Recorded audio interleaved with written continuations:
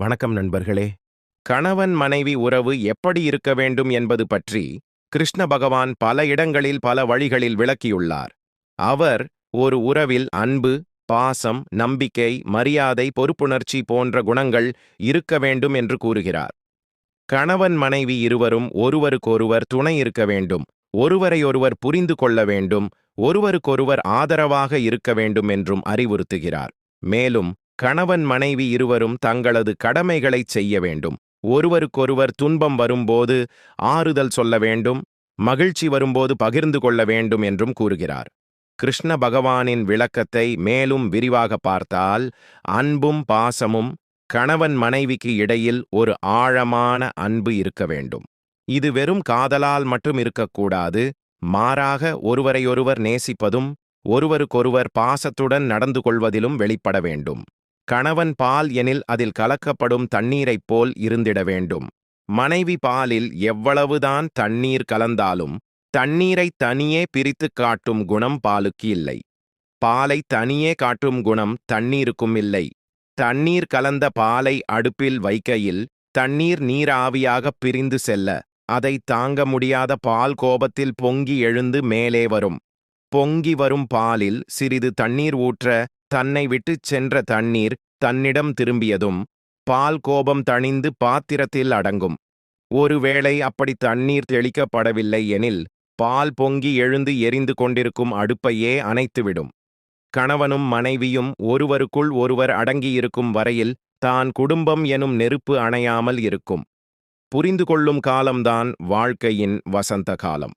எத்தனை காலம் வாழ்ந்தோம் என்பதை விட எப்படி வாழ்ந்தோம் என்பதே வரலாறு. திருவள்ளுவர் மனைவி வாசுகி தனது கணவரின் செயல்பாடுகள் குறித்து வாழ்நாள் முழுவதும் விமர்சித்ததே இல்லை. அவர் செய்தால் எல்லாம் சரியாகத்தான் இருக்கும் என்று நினைத்தவர். தன் கணவர் சாப்பிடும்போது ஒரு கொட்டாங்குச்சியில் தண்ணீரும் ஒரு ஊசியும் வைத்துக்கொண்டுதான் சாப்பிடுவாராம். அது ஏன் என்று அம்மையாருக்கு விளங்கவே இல்லையாம். ஆனாலும் கணவரிடம் காரணத்தை எப்படி கேட்பதுன்னு அமைதியா இருப்பாராம். இதற்கான காரணத்தை அந்த அம்மையார் இறக்கும் தருவாயில்தான் கணவரிடம் கேட்டாராம். சோற்று பருக்கை கீழே சிந்தினால் ஊசியில் குத்தி கொட்டாங்குச்சியில் உள்ள நீரில் கழுவி மீண்டும் சோற்றில் கலந்து உண்ணவே அவை இரண்டும் என்றாராம். நீ பரிமாறுகையில் சோற்று பருக்கை சிந்தவே இல்லை, அதனால் அதன் பயன்பாடு உனக்கு தெரியவில்லை என்று நெகிழ்ச்சியாக சொன்னாராம். வள்ளுவரின் இல்லத்துக்கு துறவி ஒருவர் வந்தார். அவர்கள் இருவரும் பழைய சாதம் சாப்பிட்டனர். அப்போது வள்ளுவர் வாசுகியிடம் சோறு சூடாக இருக்கிறது, விசிறு என்றார். பழைய சோறு எப்படி சுடும்? அந்த அம்மையார் கேள்வியே கேட்கவில்லை, விசிற ஆரம்பித்து விட்டார்.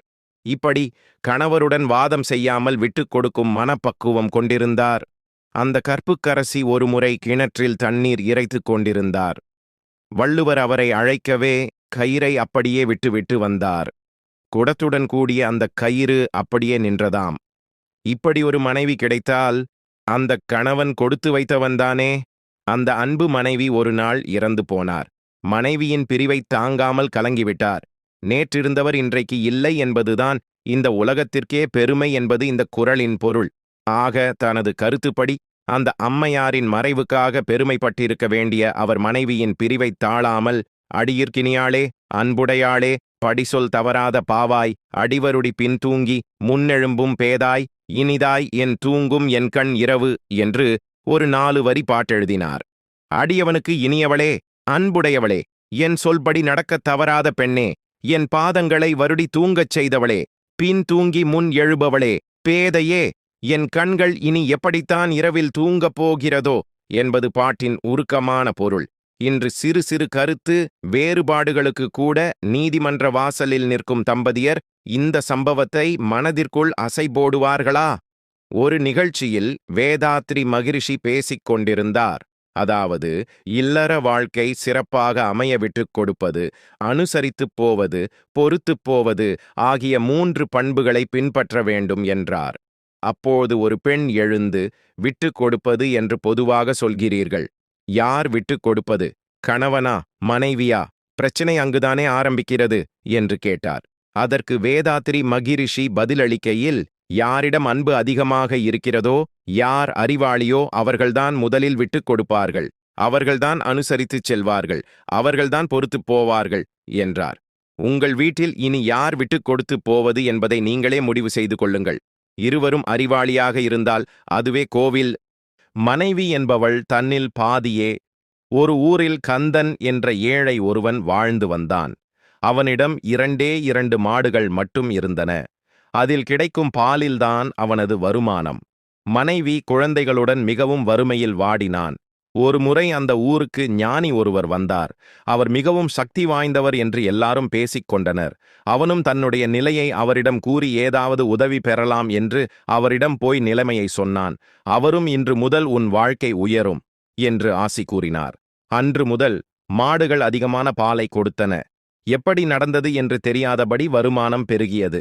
2 மாடுகள் 4 ஆகி 4 8 ஆகி இப்போது அவனிடம் 30 மாடுகள். சிறிய கூரை வீடு பெரிய காரை வீடு ஆனது. திரும்பின இடமெல்லாம் செல்வச் செழிப்பு. நிற்கக்கூட நேரமில்லை. ஆண்டுகள் ஓடின. மீண்டும் அதே ஞானி அந்த ஊருக்கு வந்தார். தான் ஆசீர்வதித்த மனிதன் இன்று பெரிய செல்வந்தன் என்று கேள்விப்பட்டு மிகவும் மகிழ்ச்சி அடைந்தார். அவன் அவரை தேடி வருவான் என்று எதிர்பார்த்தார். ஆனால் 2 3 நாட்கள் ஆகியும் குடியானவன் வரவில்லை. மனதில் அவருக்கு ஒரு சிறிய வருத்தம். இருந்தாலும் அவரே நேராக அவன் வீட்டுக்குப் போனார். அவர் சென்ற நேரத்தில் அவன் மாடுகளை குளிப்பாட்டிக் கொண்டிருந்தான். அவனது மனைவி ஞானியை வரவேற்று அமர வைத்துவிட்டு அவரது வருகையை கணவனிடம் தெரிவித்தாள். அவனும் கொஞ்சம் நேரத்தில் வேலையை முடித்துவிட்டு வந்துவிடுதாக சொல்லி அனுப்பினான். ஞானிக்கு கோபம் வந்தது. உடனே ஞானி, காசு பணம் வந்ததும் பழசை எல்லாமே மறந்து விட்டாயா? நன்றி கெட்டவனே, இனி உன்னிடம் இத்தனை மாடுகள் இருக்காது. பழையபடி 2 மாடுதான் இனி எப்போதும் உனக்கு இருக்கும் சபித்துவிட்டு வேகமாகச் சென்று விட்டார். அவர் பேசியது எல்லாம் அவன் காதில் விழ பதறியடித்து ஓடி வந்தான். அவர் இப்படி கோபித்துக் கொள்வார் என்று அவன் நினைக்கவே இல்லை. அவரை தேடி ஓடினான். ஆனால் அவர் எங்கு என தெரியவில்லை. சோர்ந்து போய் வீடு திரும்பினான். கொல்லைப்புறத்தில் அவர் சபித்தபடியே 2 மாடுகள். தலையில் அடித்து கொண்டு அழுதான். என் அலட்சியத்தால் எல்லாம் போயிடுச்சு. இனி பழையபடி வறுமையில் கஷ்டப்படப் போறோமே என்று புலம்பினான். அவன் மனைவி அவன் அருகில் வந்து, இந்த 2 மாட்டையும் இப்பவே சந்தையில கொண்டு போய் வித்துட்டு வந்துடுங்க என்று சொன்னாள்.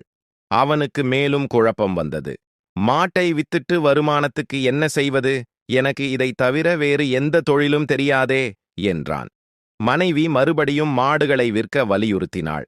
அவனும் சரி போ, நடக்கிறது நடக்கட்டும் என்று சொல்லியிருந்த 2 மாடுகளையும் ஓட்டிக்கொண்டு சந்தைக்கு கிளம்பினான்.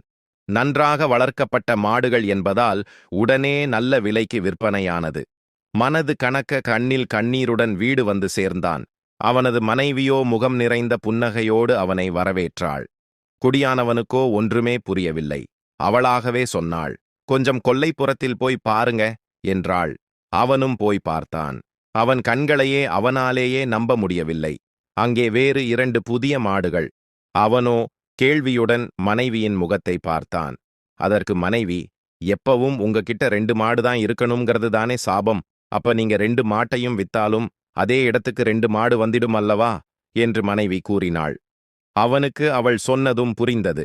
புத்தியுள்ள பெண்ணை மனைவியாக அடைந்தவன் பாக்கியவான் என்பதும் புரிந்தது. அன்று முதல் தினமும் 2 மாடுகளை விற்க ஆரம்பித்தான். முன்பை விட பெரிய பணக்காரன் ஆனான். சில நேரத்தில் நாம் தடுமாறும் போது தாங்கி பிடிப்பவள் மனைவிதான். உரிய நேரத்தில் சொல்லும் அறிவுரையை இவளுக்கு என்ன தெரியும் என்று உதாசீனப்படுத்தி விடாதீர்கள். வாழும் வாழ்க்கையில் விட்டுக் கொடுத்தலே உயர்வை தரும். சிறு விஷயத்தை பூதாகரமாக பார்க்காதீர்கள். விட்டுக் கொடுத்தவன் கெட்டுப்போவது இல்லை. குணவதியின் கரம் பிடித்த எல்லாருமே கோடீஸ்வரர்கள்தான். பெண்கள் குணவதியாக இருக்க ஆண்களும் காரணம். கணவன் மனைவி உறவை விட உன்னதமான உறவு உண்டா? கணவன் மனைவி என்னும் பந்தத்தை விட புனிதமான உறவு வேறொன்று இருக்க முடியாது. புனிமானது மட்டுமல்ல, இதயத்திற்கு மிக நெருக்கமானதும் வாழ்வின் இறுதி வரையில் தொடர்ந்திருப்பதும் அந்த உறவுதான்.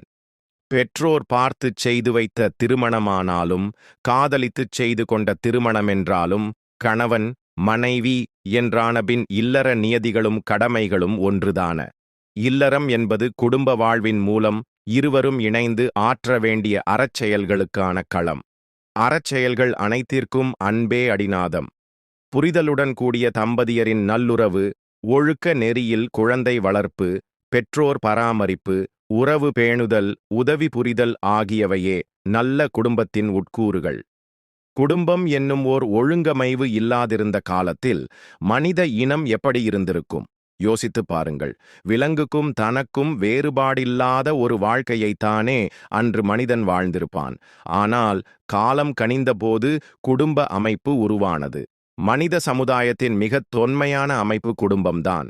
அந்த அமைப்பை ஏற்படுத்துவது திருமணம். திருமணம், குடும்பம் ஆகியவை பிற்காலத்தில் வந்த சொல்லாட்சிதான். தொல்காப்பியத்திலும் சங்க இலக்கியத்திலும் இச்சொல்லாட்சி இடம்பெற்றதாகத் தெரியவில்லை என்று தமிழ் ஆய்வறிஞர்கள் கூறுகின்றனர்.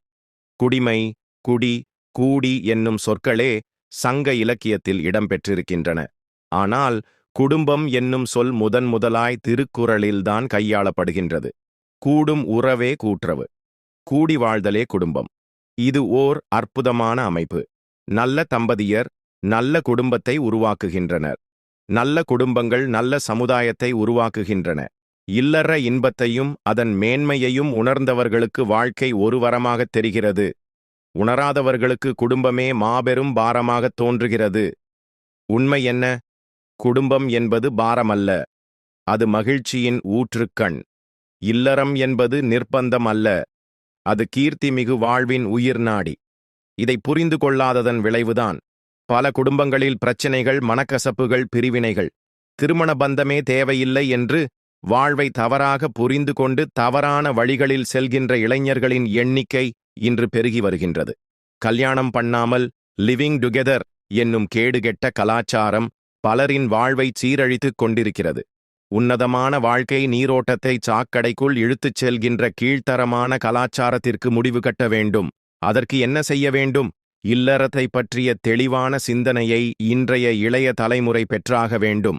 ஒருவருக்காக ஒருவர், ஒருவரை ஒருவர் தாங்கி அணைக்கின்ற அன்பு, இரண்டறக் கலந்த வாழ்வு என்பதெல்லாம் கணவன் மனைவி என்னும் உறவிற்கே உரித்தானவை. இல்லறத்தில் இருவரும் இரு கண்கள். ஒரு கண்ணில் வலி இருக்க மற்றொரு கண் தூங்குவதில்லை. ஓருள்ளம் துயருறும் போது இணை உள்ளம் அதை பொறுத்துக் கொள்வதில்லை. ராமனின் பட்டாபிஷேகத்திற்காக நகரமே விழாக்கோலம் பூண்டுள்ளது. மகனின் முடிசூட்டு விழாவை எண்ணி காவுசலை பூரித்திருக்கிறாள். ஆனால் நாடாள வேண்டியவன் காடாளச் செல்லும் கோலத்துடன் வருகின்றான். அதைக் கண்டு தாய் கௌசலை அதிர்ச்சி அடைகிறாள். விஷயத்தை அறிந்ததும் தானும் இராமனுடன் தண்ட காருண்யத்திற்கு வருவதாக பிடிவாதம் செய்கிறாள். தனது தாயை இராமன் சமாதானப்படுத்துகிறான். கணவனுக்கு பணிவிடை செய்வதுதான் மனைவியின் தர்மம் என்று சொல்கிறான். தாயை தேற்றுகிறான். பின்னர் தாயிடம் விடைபெற்று கொண்டு சீதையிடம் வருகிறான். 14 ஆண்டுகள் வனவாசம் புரிந்துவிட்டு வந்துவிடுவேன். அதுவரையில் என் தந்தையையும் அன்னையர் மூவரையும் கண்ணும் கருத்துமாக நீதான் பார்த்து கொள்ள வேண்டும் என்கிறான். சீதை அமைதியாக ராமனை பார்த்து, தங்களுடைய தாய் கௌசல்யா தேவிக்கு நீங்கள் என்ன சமாதானம் கூறினீர்கள் என்று கேட்கிறாள். கணவருக்கு பணிவிடை செய்வதே மனைவியின் கடமை என்று கூறினேன் என்று பதில் சொல்கிறான் ராமன். சீதை புன்னகைத்தபடி, பிரபு, எனக்கும் அதுதானே தர்மம் என்று சொல்ல ராமனால் அவளை தடுக்க முடியவில்லை. வனவாசத்தில் எதிர்கொள்ளக்கூடிய சிரமங்களையெல்லாம் சொல்லி பார்க்கிறான். சீதை இணங்கவில்லை. ராமர் இருக்கும் இடமே எனக்கு அயோத்தி என்று சொல்லி ராமனுடன் வனவாசம் செல்கின்றாள். அதுதான் கணவன் மனைவி உறவின் ஆத்மார்த்த பிணைப்பு. பிரித்தெடுக்க முடியாத அந்த பிணைப்பு அன்பின் மிகுதியினால் மேலும் மேலும் வலுப்பெறுகிறது. இன்பத்தை மட்டுமன்றி துன்பத்தையும் மனம் மகிழ்ச்சியுடன் ஏற்றுக்கொள்கிறது. கணவனுக்கு தலைவலி. நெற்றியை அழுத்தி பிடித்துக் கொண்டு சோபாவில் உட்கார்ந்திருக்கிறான். மனைவி கொஞ்சம் தைலம் எடுத்து வந்து கணவன் அருகில் அமர்ந்து இதமாக அவன் நெற்றியில் தடவும் போதே தலைவலி பறத்து விடுகிறது. அவளுடைய விரல்களின் மென்மையான ஸ்பரிசம் அவனுக்கு சுகமாக இருக்கிறது. மனைவிக்கு ஒரு நாள் முடியவில்லை. அவள் குளிப்பதற்காக கணவன் வெந்நீர் போட்டு அதை கொண்டு போய் குளியலறையில் இறக்கி வைக்கிறான். இந்த பேரானந்தத்தில் மனைவிக்கு உடற்சோர்வெல்லாம் பட்டென்று நீங்கிவிடுகிறது. இந்த பதிவை பிடித்திருந்தால் நமது சேனலை லைக் செய்து சப்ஸ்கிரைப் செய்து கொள்ளுங்கள். நன்றி, வணக்கம்.